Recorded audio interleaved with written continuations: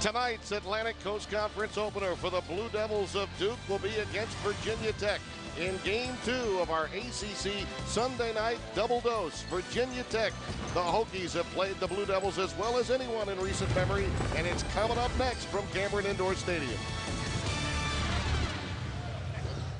Game 2 of our ACC Sunday night doubleheader is about to get going in Cameron Indoor Stadium.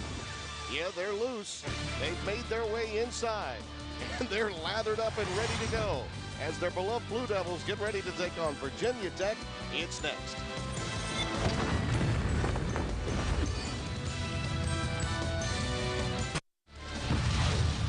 Welcome back to Cameron Indoor Stadium, truly one of the meccas of college basketball. On this January evening along Tobacco Road, Game 2 of ACC Sunday night doubleheader presented by Pizza Hut. Let's take a look at the Hokies starting lineup. Delaney and Hudson, two slashers that can drive to the basket. Davila, Jeff Allen, whom we've mentioned, one of the outstanding low post players in the country, inside-outside game. And, of course, the guy that's outstanding from the perimeter, A.D. Vasayo. For the Blue Devils of Duke, Nolan Smith's okay. That banged-up knee is ready to go. John Shire along with Gerald Henderson. Brian Zubek playing some of his best basketball since coming to Duke. And Kyle Singler, one of the most improved players in the country, will be the starting five. Of course, Singler leading in 4 different categories offensively, and not since Danny Ferry has that been done here at Duke. You see the series history, but Virginia Tech won their last meeting here and have been very close in the past, as you mentioned. That Sean Dockery shot heard around the world 2 years ago. They'd be even here under Seth Greenberg. It's amazing, Timmy, how and a lot of these players for Virginia Tech have never played here, but the program and through Seth, they have a lot of confidence coming into this building that they can compete with Duke. Davila and Henderson will jump it up. Our officials, Brian Kersey, Mike Hitz, and Tim Nestor. And the opening tap control to the Blue Devils and Nolan Smith. Nolan Smith hurt that knee early in the game against Loyola, and more frightened than anything. Was down for several minutes on the floor, but no ill effects. Zubek stays with it and tips it back through. Well, he's really healthy for the first time in his career, Tim. And one of the things he's doing very well, keeping the ball up and keeping his hands up. That time, a nice little left-handed tip on the follow. That's from Malcolm Delaney. He can stop and pop with the best. That's an air ball. It's out of bounds. Last touch by Zubek. And right away, the Cameron Crazies let him hear about it. One of the things that Seth Greenberg loves in his guards, hard-driving combo guards. Not necessarily a true point or a two shooting guard, but certainly Malcolm Delaney fills that bill perfectly. Vasayo gives it up to Davila, who tries to go reversal. He's rejected by Zubek. One of the things Mike Krzyzewski talked to us about before the game, he's gotten his lift back inside, certainly seeing it on that block shot. I love the way he looked at you and said, you remember lift, don't you, Mike? No, nice. There's the dump down to Zubek right on cue. Well, he and Thomas are both shooting an extremely high percentage inside, so why not get them more touches? I think the big key is what they're getting.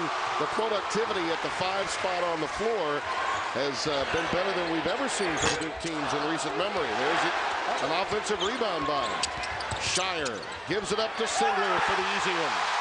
And right away, Duke pitching a shutout. It's 6-0. All right, how about Zubek? He's got a block, a steal, 2 baskets inside. Like I said, he's had a nice start. And Singler, if they can get that kind of breakdown from their guards and get inside, the front line is going to score.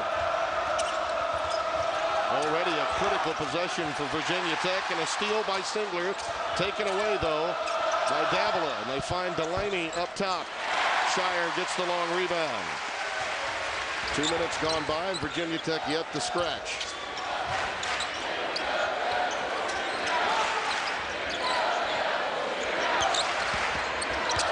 Shire runs into a roadblock. It's a tie ball. And the arrow is to Virginia Tech, but a quality start for Brian Zubek. Here's look inside, and he's not necessarily a shot blocker, but keeping his arms up there, he's so big and great position inside, getting the seal, good finish. We talked about it. He had to play with a very restricted orthotic in his shoe for the last year and a half. He finally got that off in October and has been a different player for this team. And a 10-second violation as the Duke pressure brings an issue for the Virginia Tech offense. And Seth Greenberg's team realizing an opening 4-minute nightmare, which happens often in this building. Well, and the one thing that's been driving Seth crazy this year, turnovers by his team. His teams usually are right at the bottom as far as, miscues and giving the ball away, but just a mental mistake that time on the 10-second call.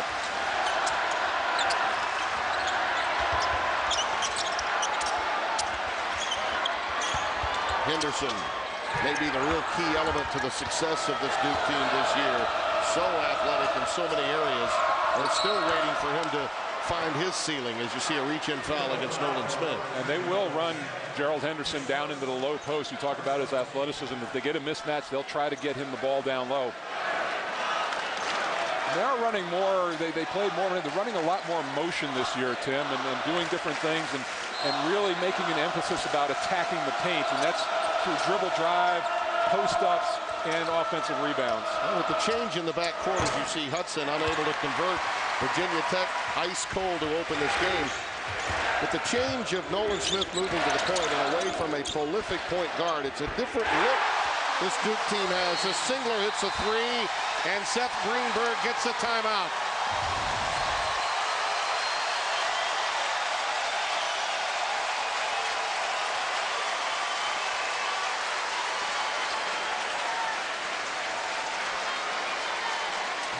Take a look at Kyle Singler. I mean, he is so multi-talented, can get down low, can put it on the deck, and also can knock down the three, can hurt you in so many different ways. He may be the toughest matchup for Virginia Tech in this game as far as who do they put on him to defend. If they put a smaller player, he can go into the post. If they guard him with a big, he'll drift outside and shoot the three. Well, you see the numbers he's been leading in these categories and beyond. The last player to lead in all was Danny Ferry back in the 86-87 season. And Gravis Vasquez, the only other player doing it in the league this year. I mean, we're talking scoring, rebounding, assists, and if you throw in steals, you can say 4 categories. Right now, Tim, Seth Green, Virginia Tech needs to calm down, run their offense, and get something in the lane. They've been trying to shoot themselves out of this with jump shots. They need to get something going into the inside. Zubek steps outside, picks up the foul as he had a mismatch against Vasallo. In truth, though, one of Zubek's issues as a player, because he had the problems with his limbs and more recently the foot, he automatically picked up early fouls. And now his lateral movement is so much better. He's not getting into the foul difficulty that he once did. Well, and his presence allows Singler to do what he does. And then Singler's not going to get worn down this year having to guard interior players. Vasallo, not this time. And now Virginia Tech 0 for 5 from the floor. And Duke a 4 for 7 clip to open this game.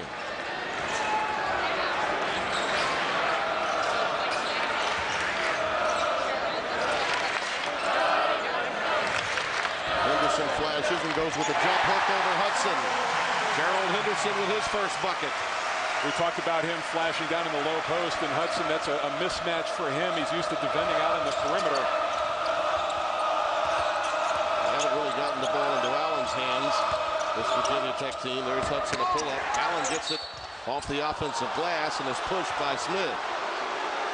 They may have tagged Zubek instead. Yes, it is on Zubek. We welcome those of you that have been watching that incredible win for Boston College over North Carolina. Game 2 of ACC Sunday Night Hoops. Virginia Tech won the last meeting here, but they are empty in the first 3 minutes and 49 seconds of tonight's ACC opener. As Duke, led by Brian Zubek, who's just picked up his second foul, but has 4 early points inside. He'll be replaced now by Lance Thomas. Comes into the game. He, along with Henderson and Kyle Singler, have led the way for the Devils. Do you think the league is going to be interesting this year? With, I mean, there was talk of Carolina running the table, and there was nothing to suggest that they wouldn't do that the way they'd played up to this point. But Al Skinner's team getting it done. There was already a lot of talk nationally about the presumed unbeaten matchup in Winston-Salem next Sunday night between Wake Forest and North Carolina. Congratulations to Coach Skinner and Boston College. And a terrific win, by the way, for Dino Gaudio out of BYU with Wake Forest. Czech Jakite just into the game, picked up the foul for Virginia Tech.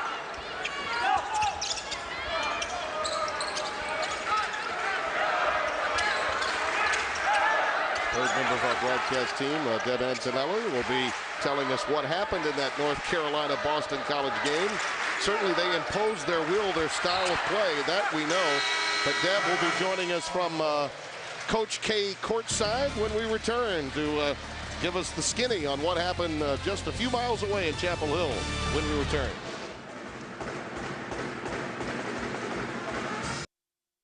Number 5, Duke leading Virginia Tech 11-2, and their hardest working woman in show business along Tobacco Road. Deb Antonelli made the long track 9 miles away from Chapel Hill. What a performance by Tyrese Rice and company, huh? I just want you guys to know 17 traffic lights, and I didn't run any of them to get here.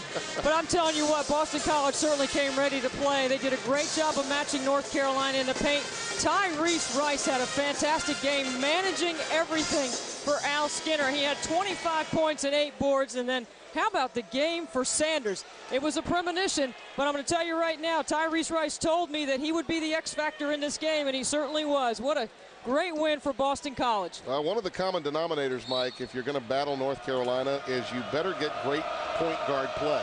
And obviously the veteran Tyrese Rice gave it to them tonight. Yeah, and I tell you, I'm a big fan of Rakim Sanders, and he is a prototypical guard for Al Skinner. Pro-type body, he gives them good rebounding inside, and he's one of those guys I think that could blossom and be a big-time scorer in this league. Well, for Virginia Tech trailing by 9 against Duke, you know you're going to get pressure.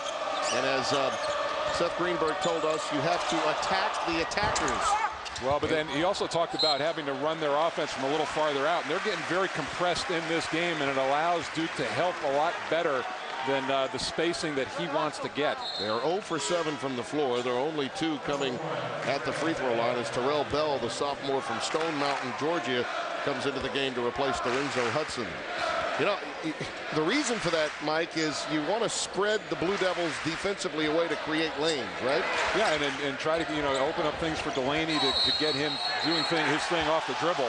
Thomas took the shuffle step, so it is a walk. Just the second turnover committed by the Blue Devils. We talked to Mike Krzyzewski before the game, and he was telling us that this is still an evolving basketball team, Duke, that not only has Zubek played well, but look for Miles Plumlee, the freshman from Warsaw, Indiana, to develop and get more playing time as the season goes on. Well, and I think the key thing really for Duke this year, Timmy, they're older and they're healthy. Yes. And you put those 2 things together, and they've gotten off to a very quick start. I think that the Michigan game, an anomaly for them. Once again, a loose ball taken away by Shire. Ran right into Lance Thomas, almost an over and back because of it. And now they retain it in the front court. That's a push. Going against Terrell Bell, his first. It's a little bit different look out there with Lance Thomas. So this team becomes smaller, obviously, but more athletic. They play a little bit more open. But it's an interesting two-headed pivot man that they have out there with those 2, and they've gotten great production. Well, put the numbers of both together, and you've got a quality low post presence. Something that's been really missing for Duke since the days of Elton Brand, maybe Sheldon Williams. Thomas hustle play there, and a steal by J.T. Thompson, a tie ball with the arrow to the Devils. They will retain possession. And Virginia Tech desperately needs him back in shape and back on the floor. J.T. Thompson does so much for Seth Greenberg's team. Very much a blue-collar guy, makes the hustle plays like he did right there. I think Seth is saying they may have missed the scorer's table another tie ball, and it should be on the alternating possession, Virginia Tech's basketball. And they're going to check it out. Ryan Kersey. Like it came on the block shot down this end of the floor earlier in the half. Yeah, and I think that's what this discussion is going to be about. Mike Kitts is over to talk to Mike Krzyzewski about it. There are times that it will happen so fast that you might lose sight of it.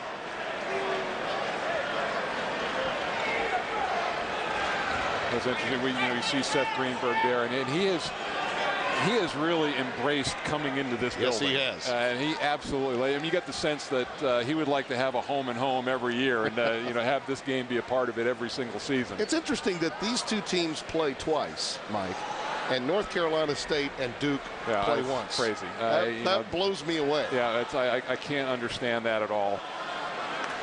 Of course, I've been a big proponent of 22 league games too, and just about everybody else thinks I'm crazy in that. I think what the officials are needing to look at now is a replay monitor to see when they were on the floor. Was that a tie ball situation? No, it was not. No, it was not. The only one I remember earlier in the game was that block shot. I think they wanted to double check that, and that was underneath the Duke basket when that happened. That clearly would not be a tie ball situation with an alternating possession. If nothing else, what Seth Greenberg gets out of this is a stoppage of play. And with his team struggling as it is, and frankly, when you have gone 0 for 8 from the floor at Cameron and you're only down 9, not quite 6 minutes in, that's a luxury. Really, it could be a lot worse. Well, you'd be a good spin doctor. Always thinking positively, Mike. Always thinking positively. Well, and they've got to get some stops. And Virginia Tech right there, a nice little piece of defense, getting the turnover. In the end, what Greenberg needed was the possession of the basketball, and he got it. And just stopping play for a moment wasn't such a bad choice. And you hear the ovation for Greg Paulus. What other program could lose a point guard that meant so much to their team over a 3-year period? He's now relegated to about 7 or 8 minutes per night and has really taken on the role beautifully. Well, and it's you look at it, and it's I talked to him before the game, and is saying all the right things, but I know it's been an adjustment for him. J.T. Thompson off the back iron, Singler clears. 0 for 9 now from the floor of Virginia Tech. Shire on the wing. Count it. All right, great ball movement. With this team out on the floor, they got Shire and Paulus and Singler, all 3-point threats. Really tough to cover them all up. And that's what Paulus gives them. He's not shooting the ball as well. Has not found his rhythm this year. But arguably last year was their best 3-point shooter. Now we've got another discussion down below us, and it seems that when we come to Cameron Indoor Stadium, we have more of these than usual, and because of our broadcast location being up at the top, makes it a bit more difficult for us to discern what the conversations are always about. Kevin White, the new director of athletics, has come up to see us. I have not voiced my displeasure with our location to him as yet. Delaney puts it in. The first field goal of the night for Virginia Tech. I asked him to find some people to endow an air conditioning unit, or at least some fans for up here. So that's the first order of business. Yeah, and you're an alum. You should have some pull. And a foul spotted. And it does go against Terrell Bell, his second. Seth Greenberg looking down the bench and will turn to Hank Thorns, youngster who missed the last 3 games with a knee injury, sophomore from Las Vegas. He gives them some speed and the ability to get more in the 94-foot style of play. Well, and I think, too, he allows Delaney to play off the ball and take the ball handling responsibilities away from him. Shire, not there. Delaney lost it, felt he had been bumped. Incidental contact, Shire gives it up to Greg Paulus.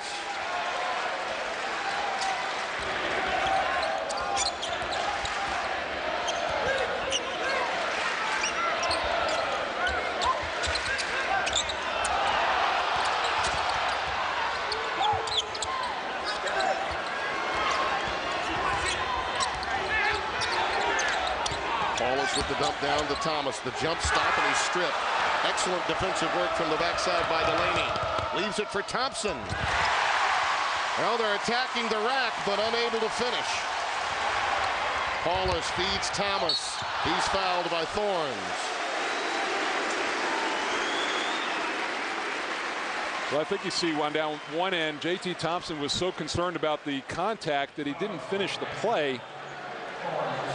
And down the other end, I really can't fault the play. It wasn't a malicious foul, but instead of giving Lance Thomas the easy basket, you put him at the free throw line where he's only a 49% shooter. So make him earn his 2 points. I think that's a pretty good play by Thorns. Yeah, and by the way, speaking of Hank Thorns, Deb Antonelli has more on him. Deb? Well, just to follow up on what you were talking about, Mike, Delaney has been forced to play the last 3 games, 40 minutes a game. That's a lot of responsibility for a point guard. You come in here on the road, you have to handle against Duke's pressure. You've got to have somebody that can help take some of the ball handling responsibilities off him. Seth Greenberg told me he's counting on Thorns to be able to do some of that tonight. He's a tough kid, former son of a former UNLV football player, also played in the Canadian Football League, his dad. He knows how to change speeds. Jeff Allen has come back onto the floor as well. David McClure, the senior from Ridgefield, Connecticut, has come in for the Blue Devils, replacing John Shire. Blue Devils by 12. Not quite 8 minutes gone by here at Cameron Indoor Stadium. Tim Brando, Mike Jaminski, Deb Antonelli, happy to have you with us. Game 2 of ACC Sunday Night Hoops. A backdoor cut by Thorns. He runs into a roadblock, but gets it to Allen. He's unable to finish again. And those are the plays that Jeff Allen has got to get down. They've had a tough time finding him in the low post, but that was a shot that he should have finished. Seth has really given Brian Kersey an earful. He felt Allen was fouled. Until you establish yourself down there, you have to play through those hits, especially on the road. Singler, that's an offensive foul. Thorns set it up by being behind him defensively. 11:44 remaining. The foul goes against Kyle Singler. Blue Devils lead it by a dozen here at Cameron Indoor Stadium.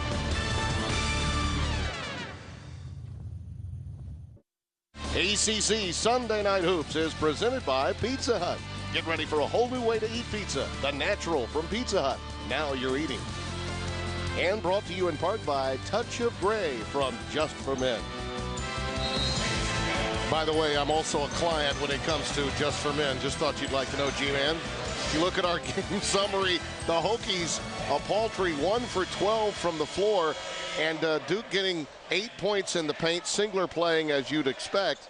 But again, I point to Virginia Tech being only down by 12. That's not bad when you've only hit one field goal in the first 8 minutes plus. Well, we thought that Virginia Tech had to play a low-scoring game, but not 4 points in the first. You know, they could pick it up offensively a little bit. Not a bad job, you know, defensively. Let's see what kind of impact Thorns has on the game. He goes crossover against Paulus. And that's what the ball pressure, and you know, you talk about a quicker Thorns at Paulus and being able to stay in front of him. Masayo drives by Singler, dumps it off to Thompson for the flush. On a technical. Yeah. You know, it's one thing to play with emotion, but it's another thing to let your emotion negate a great play, which they do to come down and get 2 free throws. Yeah, and a good call, too. I mean, it's one thing to get excited, but... Yeah. And he is emotional leader for this team, and he gives them a lot of confidence, but that's just the type of play, especially on the road, you have to stay away from. You get a dunk, run down the other end, and get a stop. Yeah. Seth understands it as well. You see the technical foul against Thompson. And that'll send Shire to the free throw line. Talking about the relationship that Thompson has had, the Monroe, North Carolina native, Hope Christian Academy. Deb, I know you've got a little more on him. Well, Seth loves him. You know, he's got great energy. He's what he calls his traffic rebounder, his garbage guy. He's a guy comes up with every 50-50 ball for him. That's the kind of energy and emotion you need. You're right, but you can't afford to put yourself in a situation like that. I don't know what you're getting so excited about, down 10, now down 12 because of that emotional mistake. Yeah, it took a while for him to even become eligible, getting through the NCAA clearinghouse, and really Seth wanted to give him more playing time a year ago. He's being counted on to really help the loss of Deron Washington to graduation. They need that kind of explosive talent. And here's what we talked about with Jeff Allen. We saw him get a block earlier in the game, and now he gets a steal defending 30 feet. And just a very unique skill set. Usually a guy is a shot blocker, or he gets out on the perimeter and deflects the ball. 6 turnovers now committed by the Blue Devils, which really helped keep Virginia Tech in this game.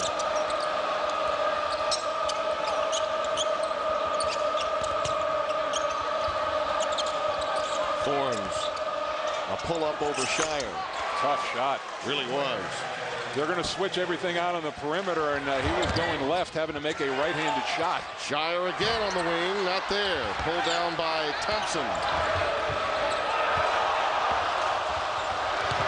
Delaney, a classic combo guard. This time off the rim, knocked away by Henderson. Virginia Tech will control it. And we talk about transition, and and Duke surgically trying to take out 2 guys, really, Delaney and Vasayo on the perimeter, and we have not heard from Vasayo in this game. And given that fact, again, down by 10 with 10:27 remaining. That could bode well for the future of Virginia Tech. They've had a number of close games, and it seems that Seth Greenberg early in the season always has these kinds of games. This one against Xavier in Puerto Rico, it looked as though they had won it right there, and then the half-court shot beats them.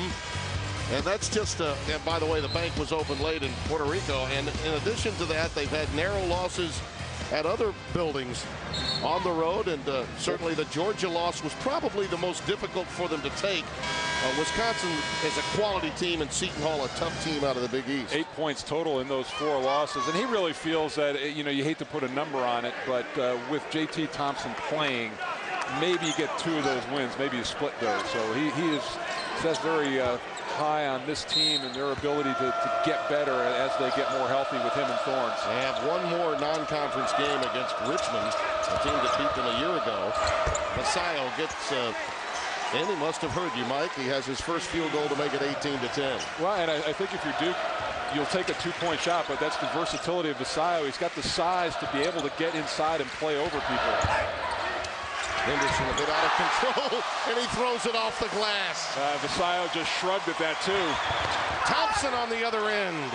You see, that's a mental lapse by Duke. You can't get an easy layup inside and then give an easier layup 2 or 3 seconds later down the other end. Immediately have to make that transition from offense to defense. And a mix-up between Henderson and McClure leads to a turnover. That's number 7 against the Devils. Slowly, you know, and Seth Greenberg an early timeout, but he's massaging this game and he's getting his team back into it. Yeah, the uglier it gets, the better it really plays into Seth's hands. He understands that. Virginia Tech started 1 of 12 from the floor. Since then, 4 out of 5. Right, this is a guy you can't let get to his right hand. He's just too good going that way. He can make some very acrobatic shots. Thorns with J.T. Thompson, Allen, Dorenzo Hudson, and A.D. Vasayo, the 5 on the floor for the Hokies. Allen working over Zubak. There's a quick trap and a turnover. He felt the double team and then had the extra step. Well, then the thing he did, he put it on the deck too early. You can't burn your dribble. He lost his balance. You've got to take a look here and see where it's coming from. He spun right back in. A quick late double team by Henderson on the second dribble. And Allen was buried behind the backboard with no place to go. Nolan Smith back out on the floor operating at the point now for the Devils. With Shire, Singler, Zubak, and Henderson the starting 5 for the Devils. Smith takes the tray. And it's 23-12 Devils, his first bucket. Nolan Smith, career in Cameron, 44% from behind the line. Thorns, nice Sunday dish. Right on time to Chiquite. And that's what, aside from Allen, their front court players are going to play off of guards getting in the lane and drawing shot blockers inside. Zubak has his pocket picked by Vasayo. Out of bounds, AD was trying to lobby Mike Kitts into a deflection off of Brian Zubak. Here's this little brush screen. You see Thorns gets buried underneath. You're against that, you've got to go over the top against Smith and get a pressure on him. He's too good of a shooter. Smith again, wave it off, foul spotted. And it goes against Zubak. His third. As a screener, you have to become stationary and let the man use you, and Zubak just trying to do a little bit too much to get his man open.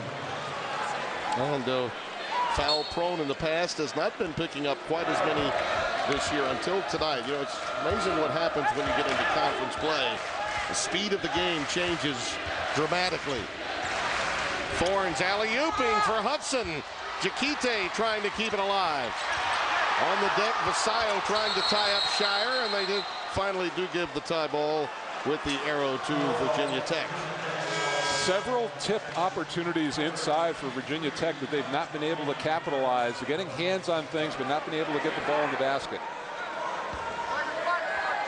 Well, the point that Greenberg was making to us today at the shoot-around, though, Mike, about attacking the attacker, at least even through the 1 for 12 shooting start, now he's beginning to get some of that, and I think Thorns has really helped.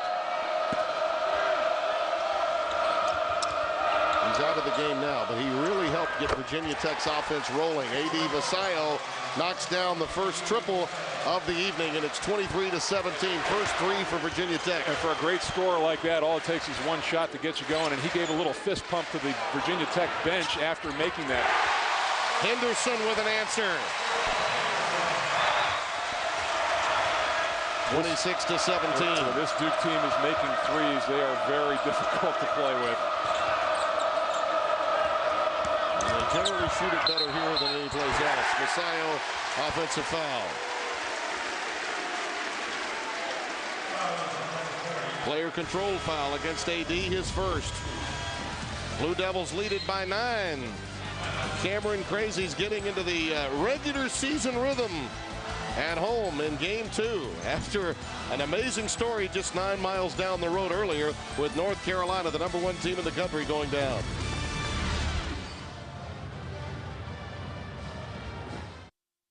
Leads it by 9, and this after a Virginia Tech drought to open the game, hitting one of their first 12 from the floor. They're 6 of 9 since, and trail by 9 with just under 8 to play. As you take a look at our Cannon Power Shot summary, Virginia Tech getting on a bit of a roll, and really you should see the assist for Duke, but they've also turned it over a number of times to help keep the Hokies in this thing. A little bit of a matchup zone, 1-3-1 now. And a quick foul given up by Thompson as Henderson was going for the alley-oop.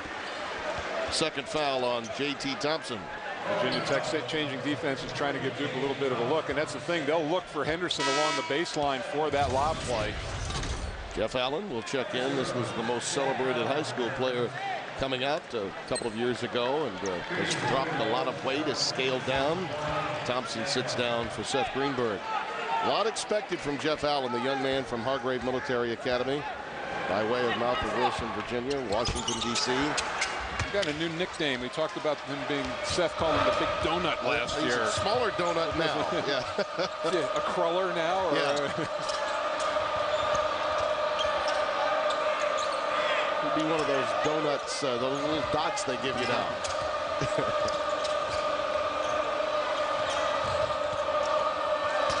Lorenzo Hudson, a good in-between game for him too. Unable to finish again, but that's what Greenberg wants. Get that ball in the paint and pull up. Virginia Tech getting better shots. As I say, it's just a matter right now of converting. Thomas setting that screen to try to free Henderson. And now he runs right into the double team, and it will be a block going against Delaney. First foul against Malcolm Delaney, the sophomore from Baltimore, Maryland. Well, coming up after our game, it's Arizona and Stanford. As a quadruple hitter continues to roll on. Duke ties out in Stanford now with Johnny Dawkins as their head coach, and has gotten off to a very good start with the Cardinal. Absolutely. And Arizona in the difficult position of having a second straight year with an interim head coach. I don't know that in the history of Division 1A basketball I ever remember using the term interim in successive seasons. Yeah, and especially following an icon like Ludolf. It's just that's going to be a hard thing. It's going to take a while to overcome. Boy, Allen with a very athletic play. The hoop to go along with the harm. He'll get to the line.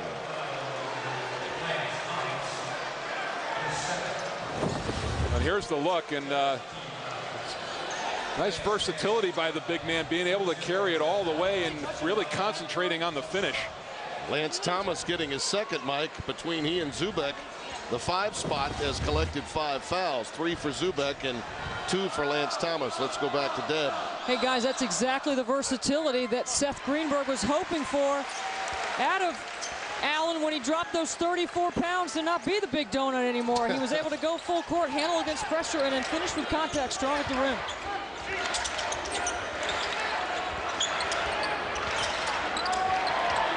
Too easy to single. Way too easy from Nolan Smith. Virginia Tech fell asleep. And you can fall asleep on a lot of people, but not the leading scorer for the other team.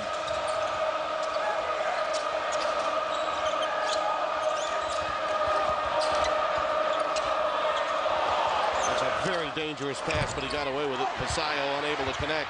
There's Chiquite, and he's fouled yet again. Is that Thomas? I believe it may be. That's 3 on Lance Thomas. So Duke now, with their post players saddled with foul difficulty. With over 6 to play, each have 3 fouls. Here's the look. You see the point up. I mean, he's just lurking behind on the baseline. Just nobody back there communicating for Virginia Tech. I bet Seth Greenberg was communicating. Leaving no stone unturned. One of my favorite people in the game, Seth Greenberg. Back-to-back top 4 finishes in the ACC. I dare say, Mike, as you see Witcher coming into the game, that when the Virginia Tech Hokies came into this league, very few people felt they would be as successful as they have been in such a short span of time. Well, I think it's a luxury to not the luxury, but they came from a pretty tough league. Yes, they did. I mean, you know, facing Big East competition, you know, it wasn't like they had to take a step up in the competition level. Henderson throws up an air ball, too strong. Vasallo clears. Well, Shire took a swat at Vasallo, and I think that got into AD's head a little bit as he airmailed a pass to the wing. Well, it's one thing to push action, but you've got to be sure of your passes against this team, and that's just really an unforced error that you can ill afford. Singler, what a look. What a look to Henderson. Well, and Duke has shredded this zone. They've gotten it into the middle, and they've gotten everything along the baseline. 32-19. And you get a feeling now that Virginia Tech may have to withstand a Blue Devil wave between now and the intermission. One of the things historically that Duke has done to them in follow-up is finish halves and finish games. Vasallo, a runner. Count it.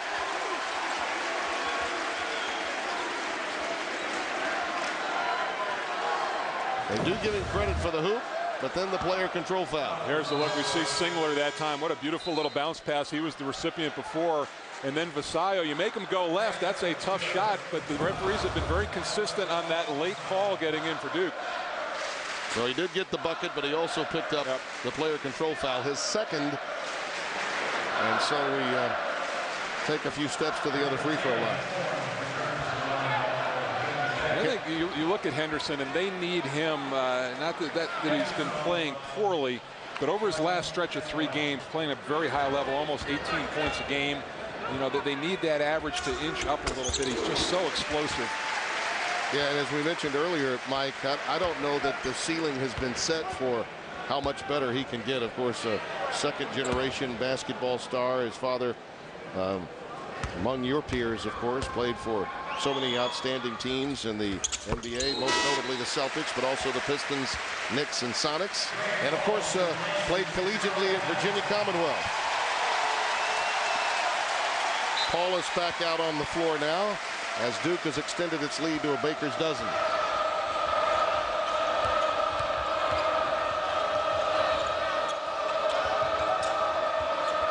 Lorenzo Hudson working on McClure. Thorns back out on the floor along with Witcher, Chiquite, and Hudson. That's another tough shot. Hudson and Thorns. Chiquite gets the offensive rebound. And is tied up. Alternating possession this time to Duke.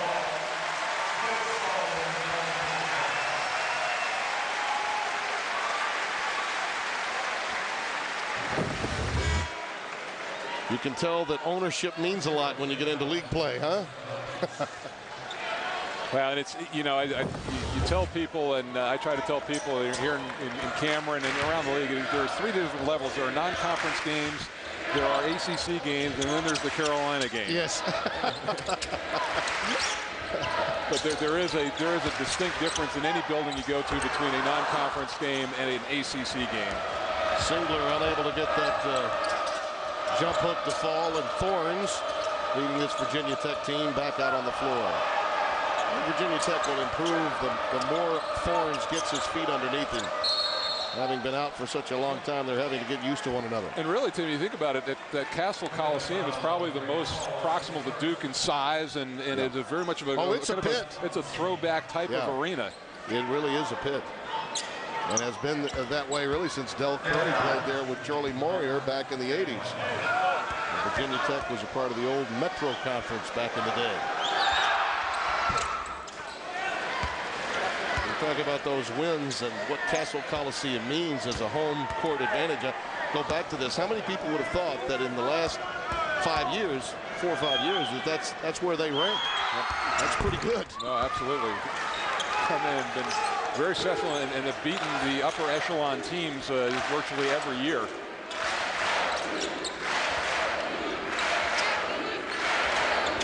Paulus, McClure, Shire, Singler. This is how they played more last year without Thomas and Zubek. More of an open style. You see no post-ups at all. Lane is very clear for drivers. Paulus for three. McClure gains the offensive rebound. For Virginia Tech, your perimeter people have to do a better job of blocking out because you're going to get a lot of long rebounds in this situation with this team that's out there for Duke.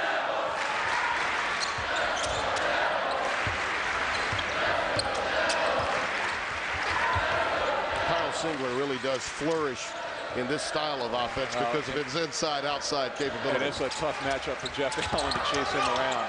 Smith, not there. Singler on the glass. Crowd wanted a foul, and so did Coach K.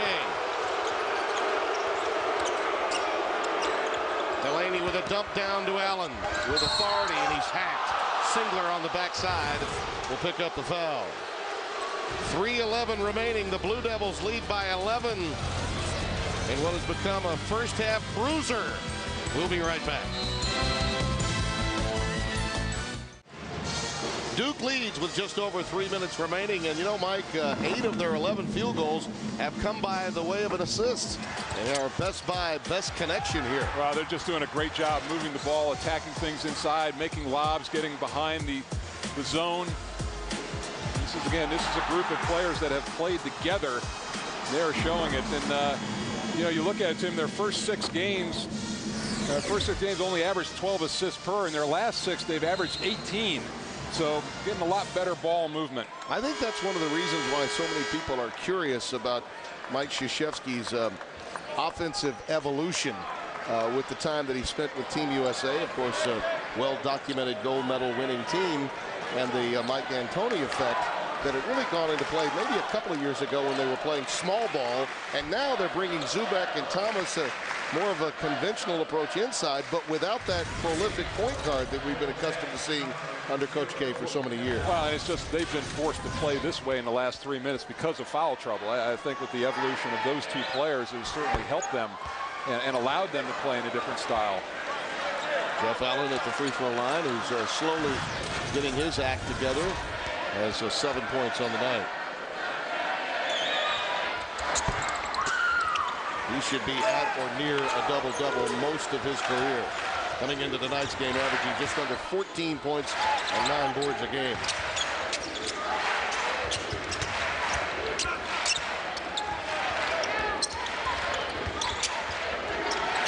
Quality minutes from McClure, a complimentary player coming off the bench as a senior, along with Shire, Smith, Henderson, and Singler, the 5 on the deck.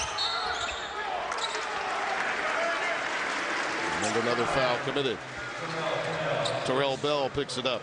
And I think if you're Seth Greenberg, that you are not necessarily happy with 25 on your side, but to have a 246, to have Duke at 34, you know, it's manageable. However, we talked about the focus and how well Duke finishes halves. So they've got to keep their concentration over this last stretch. I think I may have said Bell. It was Thorns that got the foul, his second. Hank Thorns. And Smith now has 5, and it's a 36-25 Duke lead.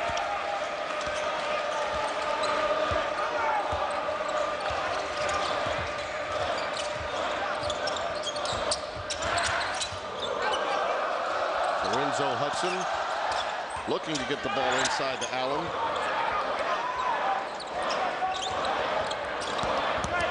Delaney drives to the rack and uses the window. 36-27. That's 4 in the game now for Malcolm Delaney.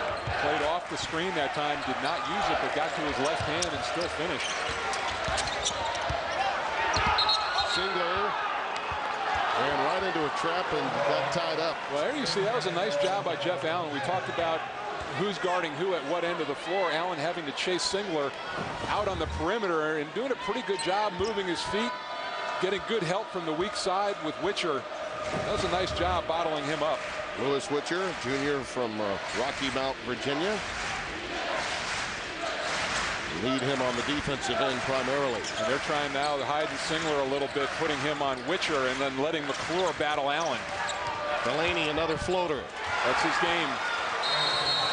And a timeout by Mike Krzyzewski. He's a little hot for the lack of defensive rotation, as Virginia Tech has gotten as close as they've been since the tip, really, because they surrendered a 9-0 spurt to open this game. They're on an 8-2 run right now. And that's the second time that Delaney has gotten into his left hand, and I love that little floater inside. If he had carried it one more dribble, he would have run right into Singler, but found the little gap in the lane and made a nice play. And the scorers now for Virginia Tech are starting to come alive. Vasayo at 7, but Jeff Allen starting to get involved, and Malcolm Delaney also. You know, this young man, Mike, really became a leader of this team when a season ago as a freshman, this team was absolutely hammered down the road in Chapel Hill. I mean, it was an embarrassing night for the Hokies. They were so competitive all year up until this game. And he went into the locker room and basically assumed leadership and authorship and said, we can't have this happen again. And Seth Greenberg credited the young man. Well, and credit, it's coming on the heels of Dowdell and Gordon being there for 4 years. And all of a sudden last year they weren't there. And you see Malcolm's dad, Vincent. But they had to fill that void, and he was the one who stepped up.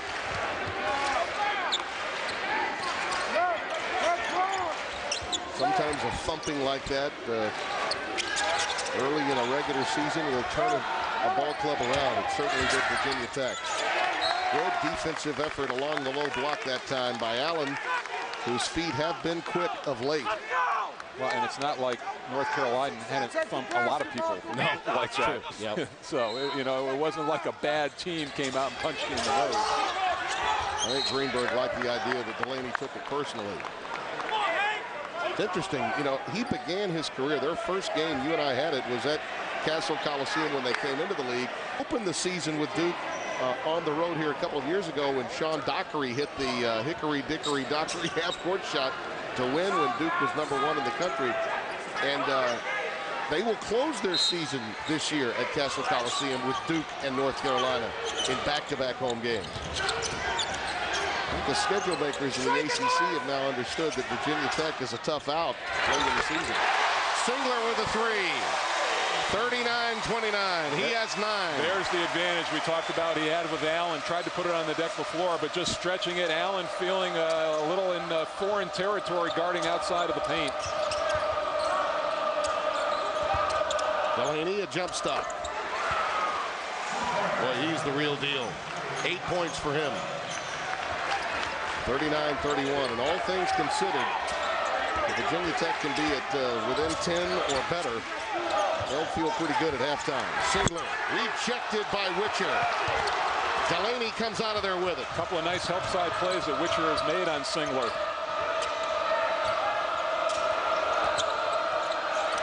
Shot clock is off. Mismatch inside. They have Allen on Smith, but can't find him.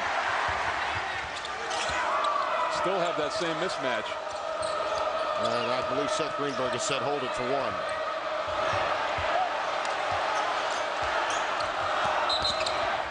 Oh, he carried it.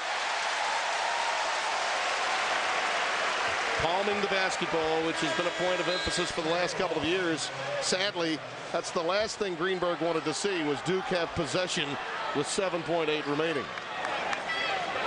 Singler, nice job. That's a tough cover for him out there against a guy who's very good at getting into the lane.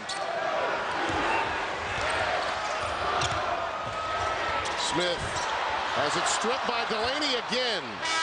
And we're at halftime. So Virginia Tech closes with a furious flurry on the defensive end, getting some quality stops.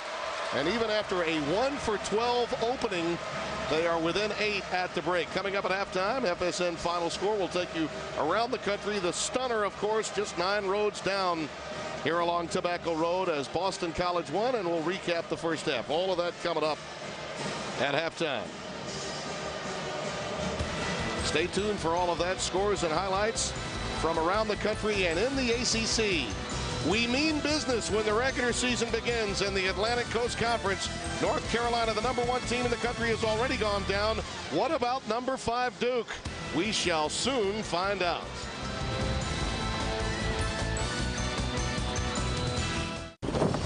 Welcome to the ACC Sunday Night Hoops halftime show. Got some football highlights for you from earlier in the day. Eagles and Vikings. Here's the one play you need to see.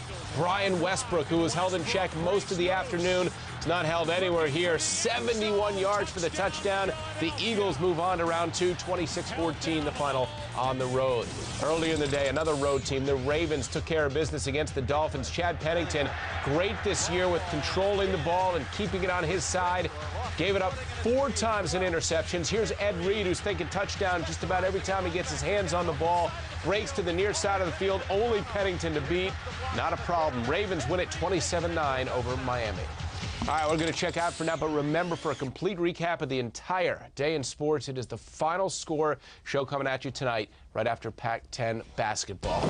Right now in this one, Duke up at the half, 39-31. Back out to Tim Brando and Mike Jaminski in Durham after a break.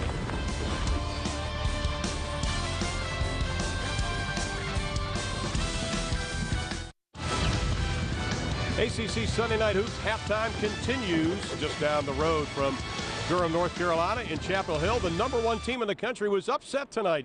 North Carolina losing to Boston College 85-78. Along with Dan Bonner, I'm Ron Thulin. Now, at the start of the game, we talked about in order for Boston College to win, Tyrese Rice would have to get some help, and I think he got some help tonight. I really do. Boston College really played a marvelous game, and Rakim Sanders was outstanding. Not only did he make 4 3-point baskets, scored 25 points, but he also had 7 steals in the game, and this amazing block that really helped keep the momentum going the way of Boston College.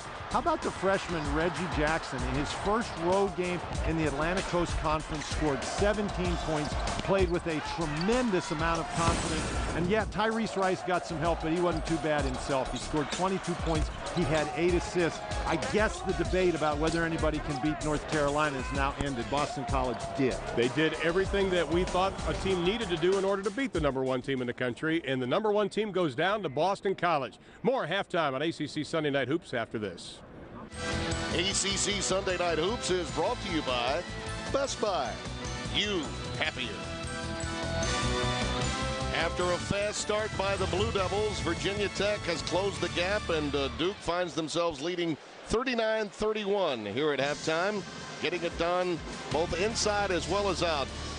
They have 11 field goals at one point in the game with the help of 8 Sunday best dishes. The Blue Devils sharing the basketball.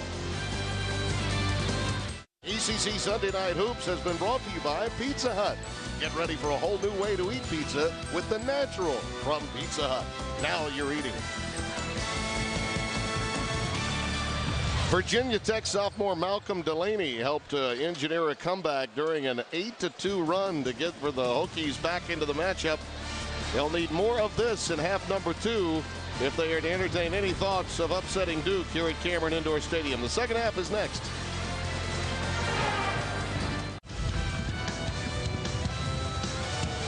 ACC Sunday Night Hoops presented by Pizza Hut returns to Cameron Indoor Stadium.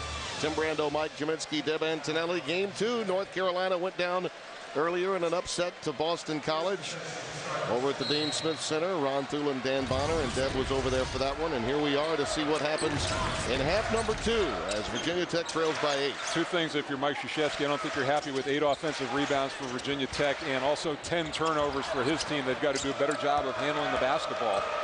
Malcolm Delaney certainly led the way for Virginia Tech, and I thought they got some solid minutes from Hank Thorns, who's really getting his first appreciable playing time since those injuries that he incurred early in the season. They've got to get A.D. Vasile going. I mean, he did have 7 points, but they need him to get on track. Settling for jump shots, not always the best way to do it. And that's I think you recognize now he could play over the top of Shire, but maybe trying to get into the lane and get a little better opportunity and maybe draw a foul in that situation.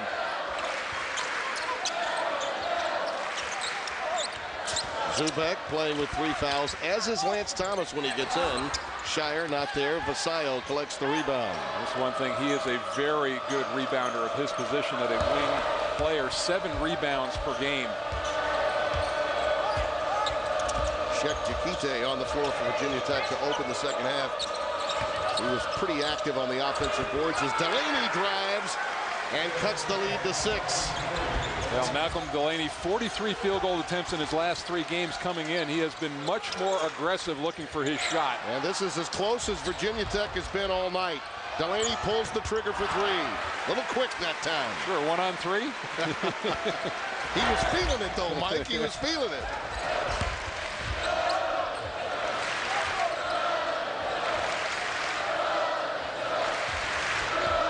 Smith operating at the point. Well, you look at the assist turnover ratio at the point guard position. Not what it used to be back in the day for Mike Krzyzewski coach teams, but he's getting more of what he wants. Singler rejected by Jakite. Vasayo pulls the trigger for 3 off the front iron. So 2 quick looks from downtown, one by Delaney and another by Vasayo. Well, you look at Jakite, and this is one of the things he does very well. Great block shot. The challenge, you got to admire Singler going in. That's what you want to do against a shot blocker. But Jakite 6 blocks against Georgia 5 times this year with multiple blocks in the game. You think that's why Seth started him in the second half? Well, I think he had to match up with Zubek along the front line. Absolutely. Shire with a fall away.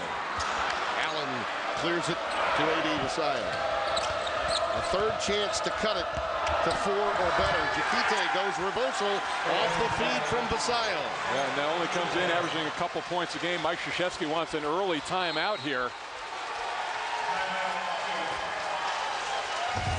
Virginia Tech down by only 4 as Mike Krzyzewski forced to take a quick timeout. Hokie, Hokie, Hokie high. The boys from BPI mean business, and so does A.D. Vasayo with a Sunday best ditch to Jakite.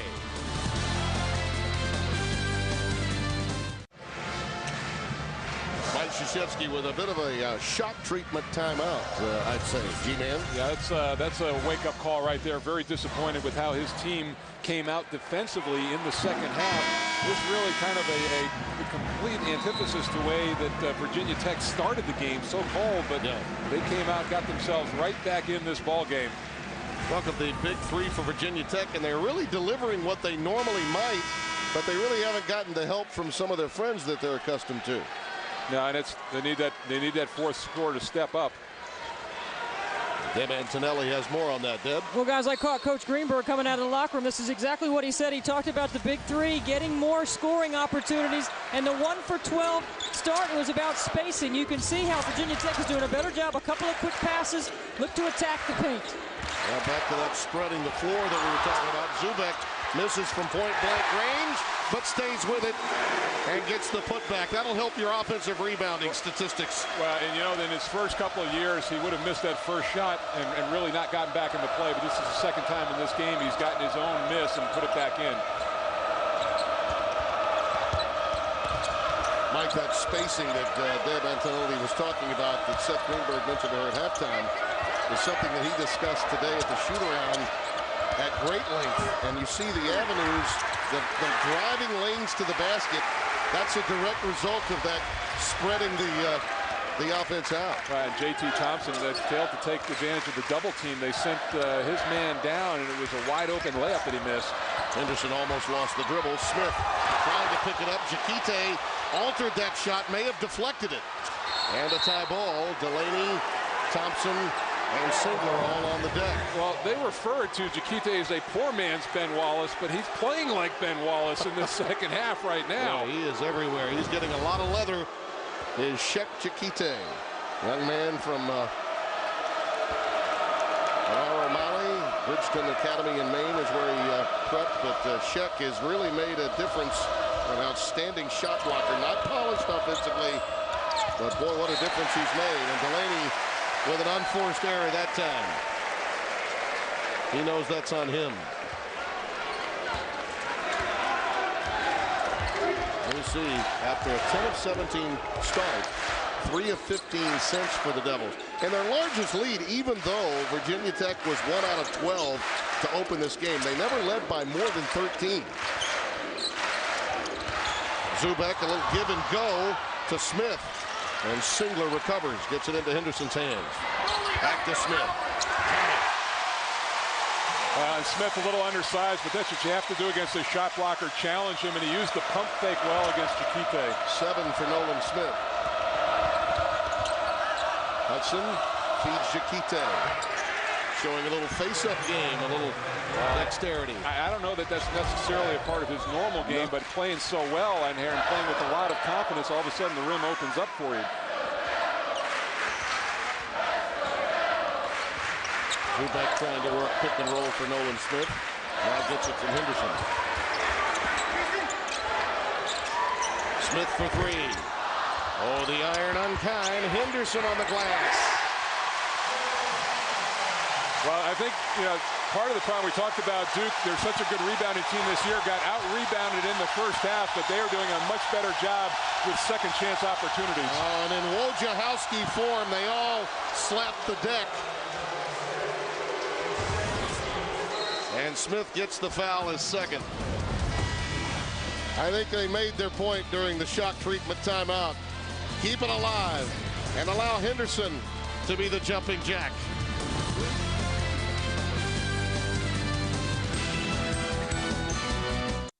Lead it by 8. And you may have heard over the summer Mike Krzyzewski was a little busy.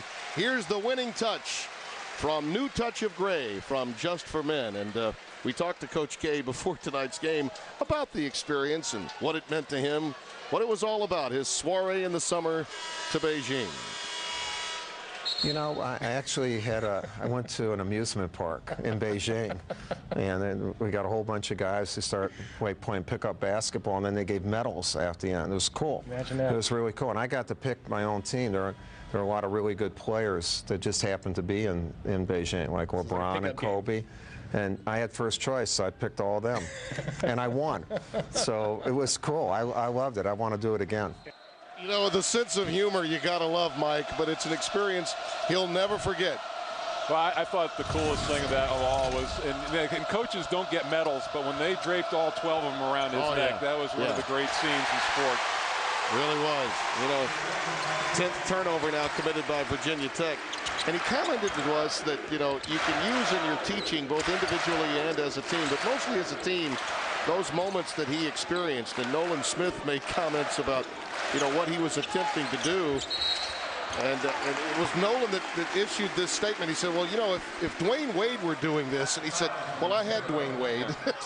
And he's a little different. I know Dwayne Wade, and you're no Dwayne Wade. Which I thought was a beautiful line. But I think, you look at what Duke is doing. I think it's fascinating to me that Greg Zubek is touching the ball just about every possession. They're really working through him. The coaches feel that he is a very good passer of the basketball, but he's getting looks in the low post. And another foul spotted, this one against J.T. Thompson. That's his third. A couple of quickies, and that'll put him on the bench next to Seth Greenberg, and Delaney forced to come back into the game.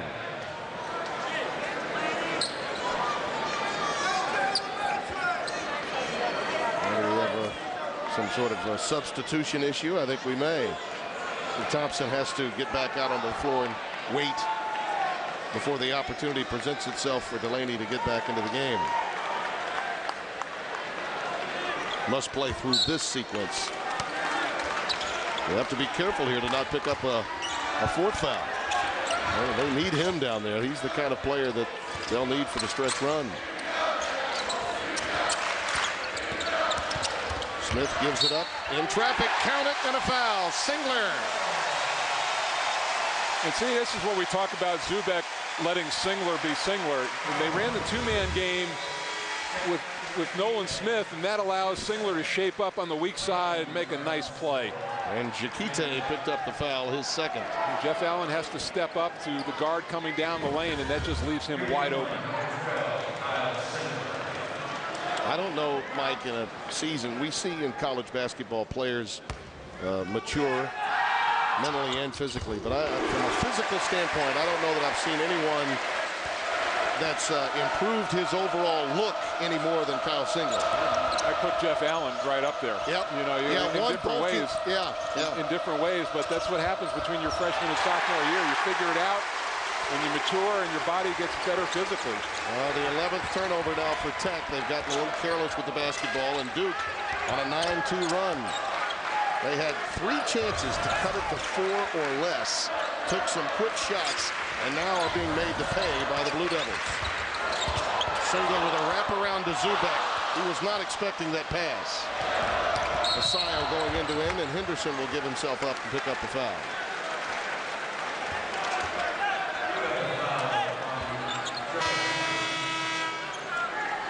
Well, tonight's broadcast is on AFN, the American Forces Network. They're broadcasting the U.S. Armed Forces serving in 177 countries, as well as ships at sea. They're watching around the world in Iraq, Germany, Italy, Southwest Asia, South Korea, and Japan. Thanks for watching. Thanks for all that you do for us, and welcome. We talked about trying to find Vasayo, and he has been shut out by Duke's defense in the first 6.5 minutes of this half.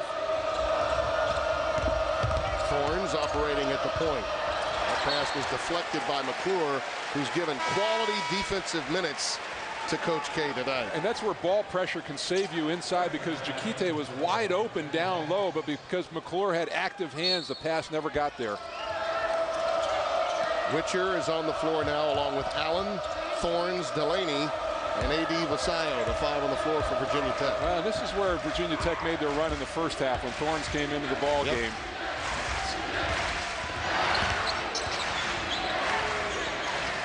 Over Paulus, not this time.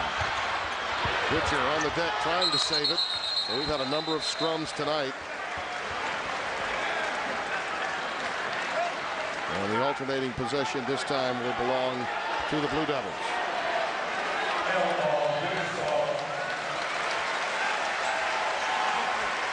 You mentioned A.D. Vasayo in the opening moments of this second half, Mike, that they're going to have to get him on track. So far, that has not happened. And it's been different guys have gotten a piece of him too. But really, John Shire has really handled the bulk of that. And Vasayo has not used his size advantage to go inside against him. Paulus giving it up to Singler. Jeff Allen will pick up the foul. That's his second.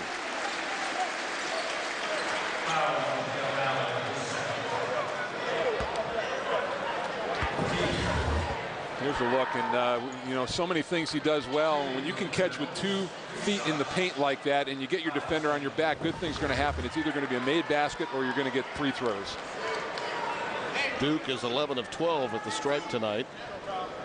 And you see the numbers on Singler. And conversely, Tim, defensively, you never want that pass to come straight down the lane like that. As a defender, you've got to find a way to get over the top and not get sealed. That's just too easy. You have to make the perimeter guy make an adjustment and find an angle rather than come straight down.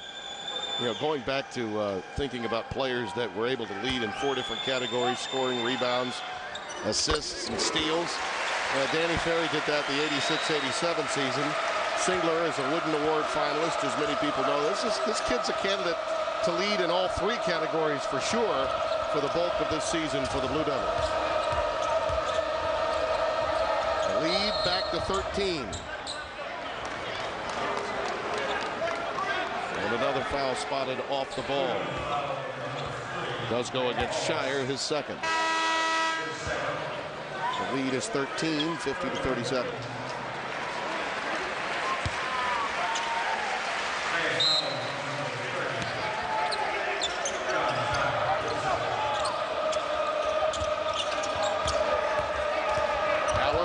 One move past Singler. Boy, around the iron and out. It did everything but fall. And there have been several opportunities for Virginia Tech in the paint area that have gone the same way. And they look discouraged now, Mike. They've really blown some key opportunities here in the second half. And the foul goes against Jeff Allen. That's 3. Well, if we can flash back to the timeout that Mike Krzyzewski took, I think the message was received well. At that point, it was a 4-point game, and now all of a sudden it's back over double figures. And there were really some empty trips for Virginia Tech. The defense certainly amped up after that timeout, no question.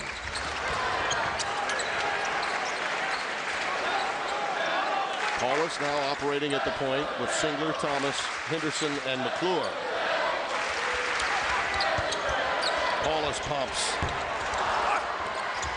That's really his specialty now. He's in there to deliver those threes. Well, it was a well-run play, too. It was a back screen for Singler, and then he popped out and had a wide-open look. Delaney, oh, is he good? He's got such a quick second gear. And he's been made to go left in this game, but he's still been able to finish. You want to try to take away a guy's strengths, and Duke has done that, but he has still come up and made plays. 12 in the game for Malcolm Delaney. He and Thompson, really the quintessential combo guards, give them this Virginia Tech an athletic appeal that generally gives Duke trouble as Paulus does knock down that three, his first of the night. And you rarely see Mike Krzyzewski give somebody a pound after a made basket, but he went out and got Paulus's attention. And they need him to see a bigger basket. I was going to say, I think there's just, with him coming off the bench, a little sense of urgency. He's rushing his shots. Allen takes it to the rack. He'd love to have that one over again. He wants to finish that and have the opportunity for the three-point play. And not necessarily rushing his shots, but feeling a sense of urgency to make shots. And here's the end result of this three-point play. Nice little nylon song from the young man from Christian Brothers Academy. We'll be right back.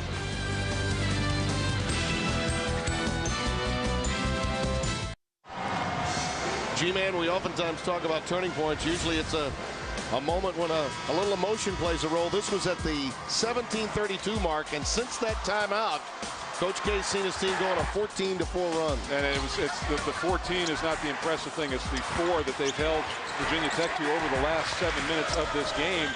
The key thing there, neither Vasayo nor Jeff Allen have scored in this half, and that's just a little bit too much for Virginia Tech to overcome when their two of their the big three scorers haven't scratched. I'll also say this too. I think a lot of times when you're on the road, Mike, particularly at Cameron Indoor Stadium, and you sense that you really close the gap even further, you rush things. And I thought there were some empty trips for Seth Greenberg's team where even veteran players took quick shots. You even get a free throw that you can't convert on. If you're Allen, you're struggling just to find some rhythm. Well, I don't know that I've ever seen Tyler Hansbrough miss as many down the stretch as he did tonight against Boston College. And they did a job on the Tar Heels tonight at BC. We'll see Shep Chikite has come back onto the floor now, the shot blocker for Virginia Tech. Anderson taking it to the rack with authority with an offensive foul. He's going to be guilty for his second personal of the night. Good call, and the reason why is the dip of the left shoulder. He carried it one dribble too far. Should have pulled up for a little floater in the lane. Here's the look. Now he gets to his right hand, but right there, that little duck, that's all it takes. Good call. Paulus has stayed on the floor for quite some time. He's joined by Singler, Henderson, McClure. Same for David McClure. He's given really positive minutes to Coach K tonight, and Lance Thomas is out there as well. And I thought that, it's interesting, the knock on Paulus is that he had trouble with quick perimeter defenders. Well, Thorne's very quick, but he has not gotten by him at all. Vasayo working against McClure, going right into a double team, and again, unable to convert.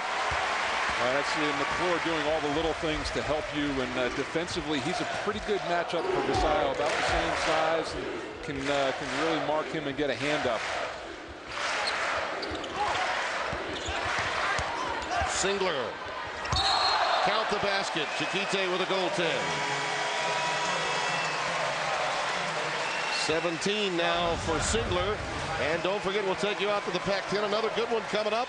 Jordan Hill and Anthony Goods will show off the goods as our quadruple hitter continues with these Pac-10 rivals. Coverage begins in high definition immediately following our game. UCLA with a 9-point win over Oregon earlier in the day. How about Ben Howland's protege, Jamie Dixon, yesterday, huh?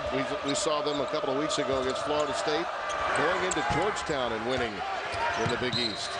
That regular season is like the baton death march. I mean, because Georgetown goes up to UConn and thumps them the game before. Yeah, unreal. I mean, if I'm a coach, I'd look at my schedule and weep. I mean, you just don't know where the breaks are. Pittsburgh out-rebounded Georgetown, I believe, by 25. That's unbelievable. 55-40, Duke by 15. And a rare turnover in this second half as Singler airmailed one. Well, we had them earlier in a very good game against Florida State where they made some plays down the stretch. Juan Blair, a load inside. Sam Young, one of the great small forwards in the country.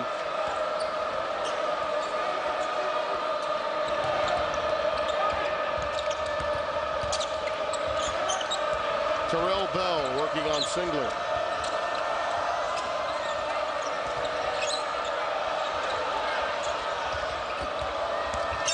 Thompson stripped by Henderson. 12 turnovers now by the Hokies. Shire! Oh! Give it back! Take the foul! Oh!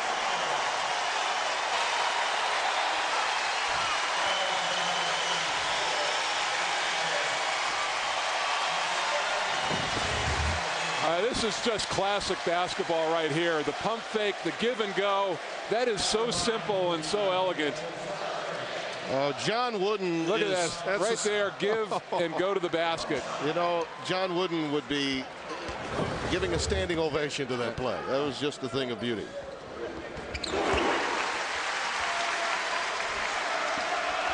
(58-40). Largest lead of the night for the Devils. Way too many empty trips for Virginia Tech, and high anxiety since that timeout at the 17:32 mark by Coach K.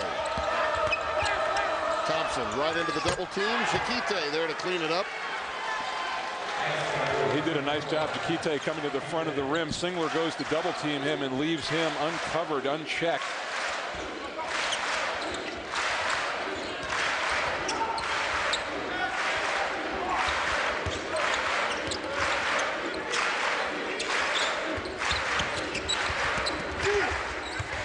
Thomas pops out on the wing.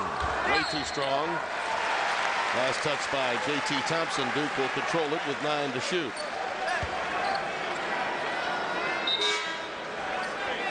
And Brian Zubak will re-enter the game for Lance Thomas. Those two picked up 3 fouls each very early in this game and have been relatively foul-free since then, and yet have been very strong on the defensive end as Delaney goes up the back of Nolan Smith. His second foul.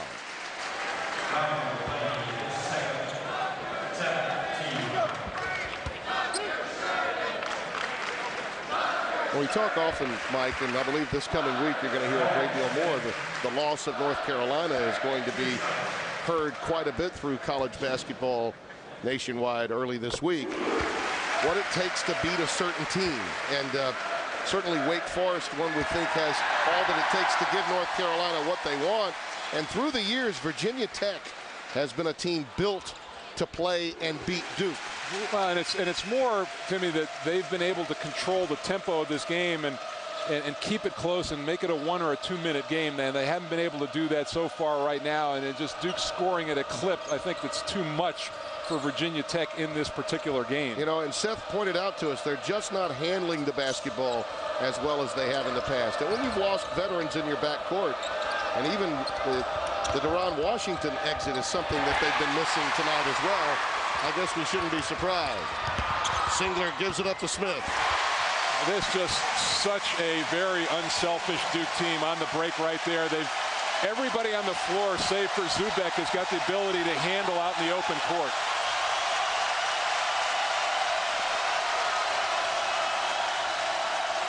Mike Krzyzewski wants to finish this game in the next 2 minutes.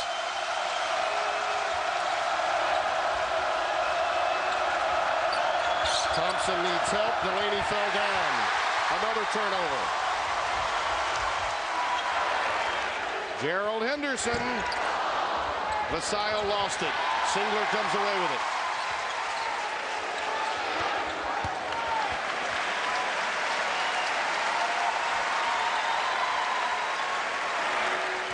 Mike Krzyzewski called for a timeout to get more heart from his team on the floor, and since that time they've really taken the heart away from the Hokies. Last 11 minutes, only 8 points. Smith, the blow by, rejected by Thompson. Every loose ball to the Devils. Singler knocks it home, a 25-7 run, and high fives abound from Coach K and company.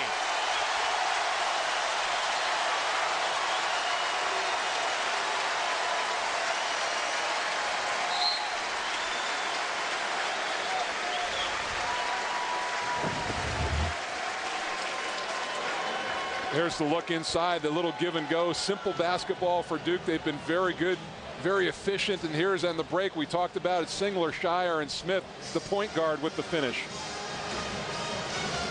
And every loose ball being picked up by the Blue Devils. Things are rolling here at Cameron Indoor Stadium.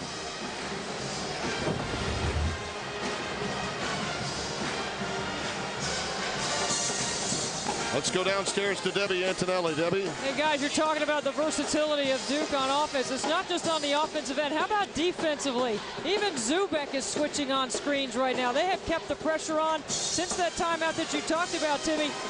Duke has stayed in a half-court man-to-man defense. It hasn't been about a lot of presses and traps. It's been man-to-man, quarter-court defense. You can't stop on our switching man-to-man defense.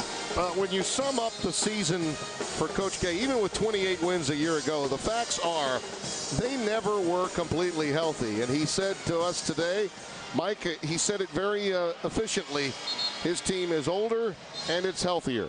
Listen. We've been young and hurt a little bit, but you know, it's no excuse. That's just the way it is, and we're not either one of those things this year. And hopefully we'll win at least 28 games like we did last year, but hopefully win a few more in March than we did the last 2 years. A subtle dig, I think, at the critics that suggest that it's only about March, the barometer for this Duke team. Well, and in many ways, the bar is set no higher than it is in that locker room between players and coaches. They're expecting to challenge and win national championships. Yep. They know that, and we'll see how they respond to it as the season rolls on. Blue Devils lead it by 22 after having seen that lead cut to 4 a while ago. Duke leads at 64-42. Seth Greenberg has seen his team languish the last 8 minutes of this game, unable to really get anything started, and even their big three have been shut down here in the second half. Yeah, 5 points between amongst the three of them, and you talk about just things that are too tough to overcome. Yeah, that's one. That's a huge part of it. And also Duke defensively, since that mark, Virginia Tech had 9 turnovers in the first half. Duke did not score a point off of that. More opportunistic in the second half. 7 Virginia Tech turns, 12 points as a result.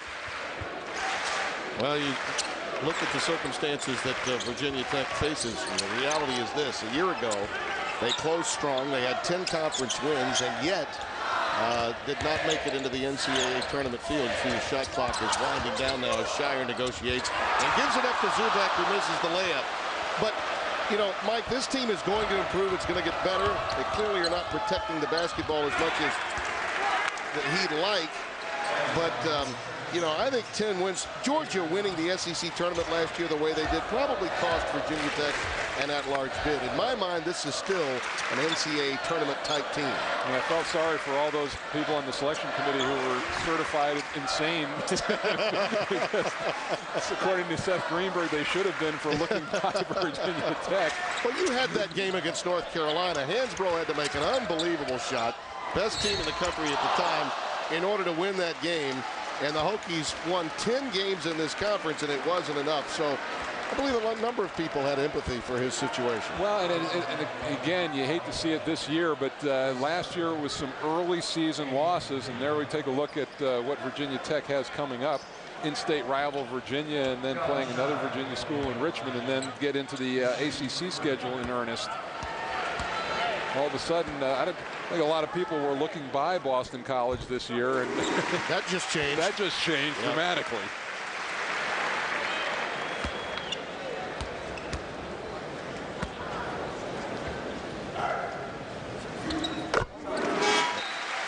In case you missed it, North Carolina goes down at home at the Dean Dome. Last time they lost, by the way, was to Duke. I had the game back in February of '06. Last home loss that they had. Let's go down to Deb Antonelli, who was there for that one earlier tonight with Ron Thurman and Dan Bonner. Dan? What an unbelievable environment it was. North Carolina just couldn't get it going in the second half. You got to give Boston College a lot of credit. They were picked 11th in the ACC, guys, preseason, and they knock off the top seed or top pick and the #1 team in the country that had not been beaten. A lot of people didn't think that North Carolina could be beaten, but Tyler Hansbrough did miss some free throws late, and I don't think North Carolina got their inside-outside game going. well enough for Boston College. You know, Deb, I love Al Skinner's demeanor, and I think he's got such a great calmness about him that he's very good at going in environments like that, and his team plays very much like him. Well, let us give Deb Antonelli credit for throwing out the first seed salvo of the basketball season, because no doubt a lot of seeding conversation will be no doubt coming up in the future. And I don't think, by the way, North Carolina has lost its #1 seed as yet. Do you? No, I don't think so. Even with that loss, it's too early. 67-44.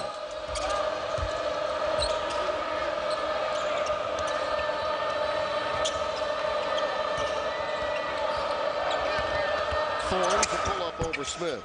And Henderson gets the rebound. But Tyrese Rice, with the kind of night he had in Chapel Hill, you need something similar to beat a great team. Incredible guard play, and then what Sanders gave them as well was crucial to the cause for Boston College. Torrey Raji, Trapani has been a revelation. The transfer from Vermont has played very, very well early this year.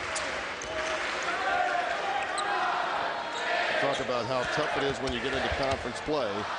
North Carolina found out the hard way tonight at home against Boston College.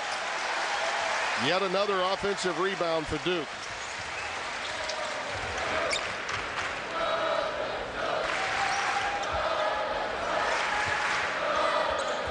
I think the most disappointing thing for Seth Greenberg tonight is after Duke threw their left-right punches, there was no answer from Virginia Tech.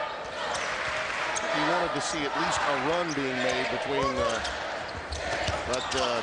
17-2 run that Duke delivered, and it just never came from his Hokies. And once again, we are seeing a very high percentage of Duke's baskets assisted. Their assisted field goal ratio has been extraordinary. Allen is fouled by Henderson. Reaching in. You mentioned assist. How about this? 16 assists, 22 field goals. That's pretty good, isn't it? You'll take that. Timeout. We'll return in a moment.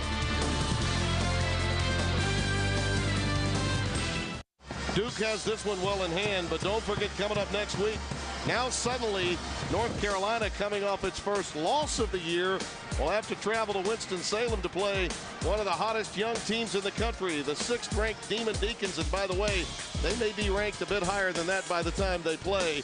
Jeff Teague, Johnson, Farouk Aminu, some outstanding young talent. That trio is pretty amazing. No, and I think you talk about they've got some front court size, and James Johnson, Chase McFarland, the battle, Hansbrough down low. You've got good backcourt speed. You talk about Ish Smith and Jeff Teague.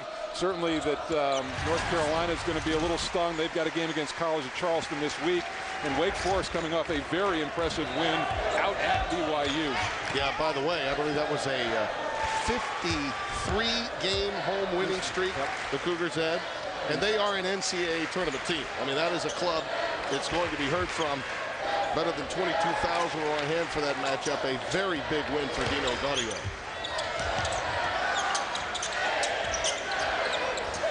Shot clock winding down. Martinez Potsus is in the game for the first time. Paulus raises the iron, and Henderson runs down yet another offensive rebound for Duke. Just really impressive defensive effort. We thought, if Duke were kept in the 60s, 70s, it was close, but 13 points in the half so far for Virginia Tech. A very sound defensive effort. 14 offensive rebounds for the Blue Devils. Henderson goes finger roll, but not this time. Has it knocked away quickly, but a foul given up. Goes against Elliott Williams, the outstanding freshman from Memphis, Tennessee. Just into the game. By the way, going back to that Wake Forest North Carolina game coming up next week, Mike, you've talked about many times that they have the speed, the quickness, and even some front line now. McFarland's got a little help along that front line with Farouk Aminu, and they can really stay with, you'd think, some of the bigs for North Carolina. Of course, they've got more than any in this league. And Weaver, you've got some fouls to give there, and James Johnson, some size and some rebounding, and some intriguing matchups That is going to be a great game to watch, and a real chance for Dino Gaudio and then that program to put a stamp on an early part of the season and make a statement to the rest of the league. 90 seconds remaining here. Potsus, Williams out on the floor, and youngster Plumlee, Miles Plumlee from Warsaw, Indiana. His brother Mason, of course, highly thought of, headed this way as well. Potsus comes up empty. And the rebound pulled down by Virginia Tech. Victor Davila. And a walk by Hudson. Long night for Seth Greenberg, but there will be better days. And you look at this Duke team, and I think one of the things that Coach K said, and I look at it, is that there's experience out on the floor, and they got that wake-up call with 2.5 minutes to go, and they were able to respond. There's a culture here, and there's not a lot of new faces that they've had to break in. These guys have played together. McClure going reversal, stays with it with yet another offensive rebound. And again, a reminder, Arizona-Stanford coming up next. We'll take you out west. Our quadruple hitter will roll on, and Williams turns it over. Terrence Vincent, the redshirt junior from Valdosta, comes into the game now for Virginia Tech. Shakite, who had his moments, takes a seat.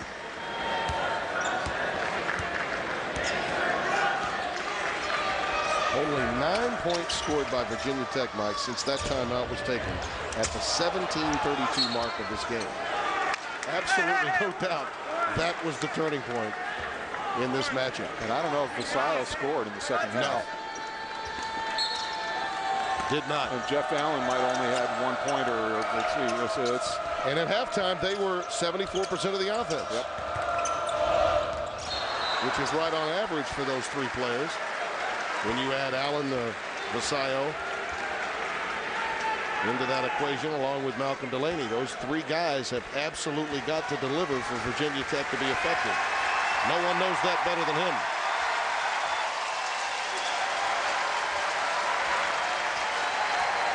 Well, it's a beautiful night in Durham. North Carolina lost, and Duke a blowout winner. It's always good news when Duke wins in Durham, and the guys in Chapel Hill lose for the first time, and their lofty #1 ranking will no doubt go by the boards. 69-44, Blue Devils by 25 over Virginia Tech.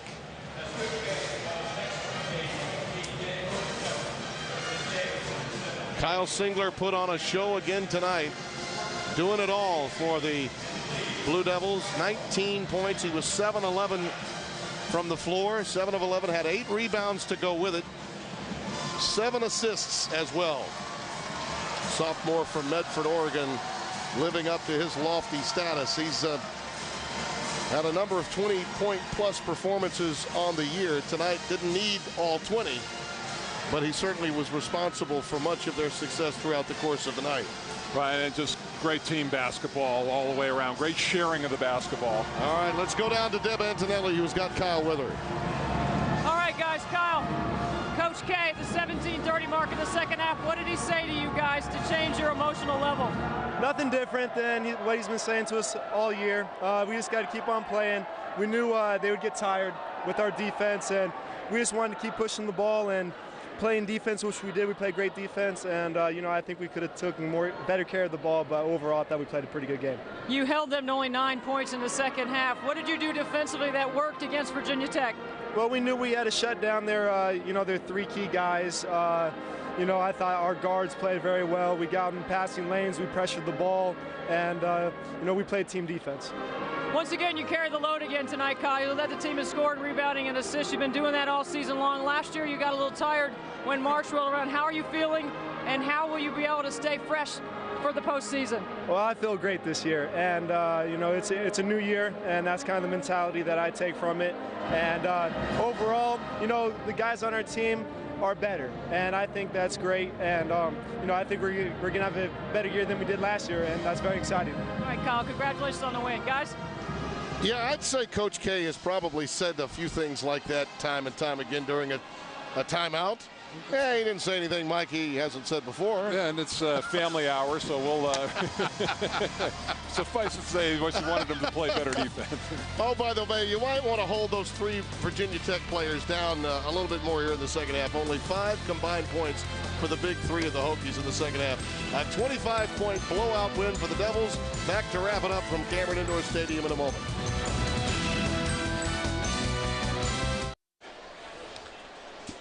We welcome you back to Cameron Indoor Stadium. The Blue Devils win it 69-44, totally dominating this from the 17:32 mark. We go back to it, Mike, because it's obvious. They were the gap had closed to 4. Seth Greenberg got the attention of his team at halftime. They had really hung in there throughout the entire first half. And then Coach K just clamped down with the defense, and Duke went on a 30-9 run after that timeout. No coach wants to call a timeout that soon after coming out of whether to start the game or out of the halftime locker room. But the message delivered, and his team, we talk about it, this is a veteran, experienced team, and they just needed a few subtle reminders of what they needed to do out on the floor and taking care of the basketball, and then also defensively clamping down on the big 3 for Virginia Tech. And they did a terrific job. And the thing that was impressive to me, not only defensively, they didn't have a great scoring game, but 16 of their 22 field goals were assisted on. That's great team basketball. And I think for Seth Greenberg, that ball handling issue is still a problem, because tonight, during that run, yeah, Duke made plays, but they also rushed it a few times, took some quick shots, and made some errant passes that they didn't have to make. Yeah, and it's, you get yourself in a hole, and then you build your way out of it, and they didn't look like they had enough to sustain that second blow. But their big 3, and I think for J.T. Thompson, he's got to get healthy, and Hank Thorns has got to get healthy. Absolutely. Thorns is going to help Delaney a great deal, as well as J.T. Thompson. So the future still pretty good for Virginia Tech. They were a game opponent, at least for 2/3 of tonight's matchup. Back to wrap it up right after this. The regular season is underway, and number 5 Duke is now with a bullet, no doubt to move up in the polls tomorrow after this 25-point win. The FSN Final Score will catch you up on a lot of basketball. Don't forget Arizona and Stanford coming up next as we cap off an amazing day of hoops. For Mike Jaminski, Deb Antonelli, Tim Brando, so long, everybody.